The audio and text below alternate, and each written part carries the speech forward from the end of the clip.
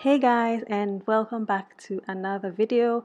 Today we're making a really simple creamy mustard sauce, and you're just going to be needing some cooking cream, some mustard, some white pepper, some garlic, some butter, and some onions.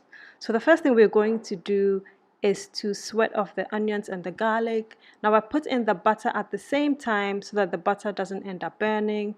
So while the onions and garlic are sweating off, the butter is melting as well.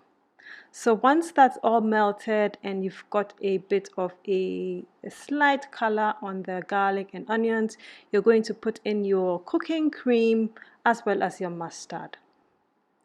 Now, if you don't have cooking cream, you can make a roux so that you're mixing equal parts of flour and butter, and then add some milk to that, and that can be used instead of cooking cream. So once we've put our mustard in there, we're going to add in our white pepper as well, and then you obviously always want to taste for salt. And at this point, we're just going to mix that thoroughly, make sure that everything is incorporated properly. And then we're going to turn down the heat to a minimum and then let that simmer. So once you've got that all nice and thick, our sauce is basically done. This is really simple and goes really quickly. Now, if for some reason you find that your sauce is a bit too thick, you can either add some broth or some stock, or you can also just add some water. Once you do add the water, just make sure that you're tasting for salt. Again, if you need to add a bit more pepper, you do that, and then just let that simmer again and let it thicken slightly, and then take that off the stove. And that's basically it. Your mustard sauce is ready.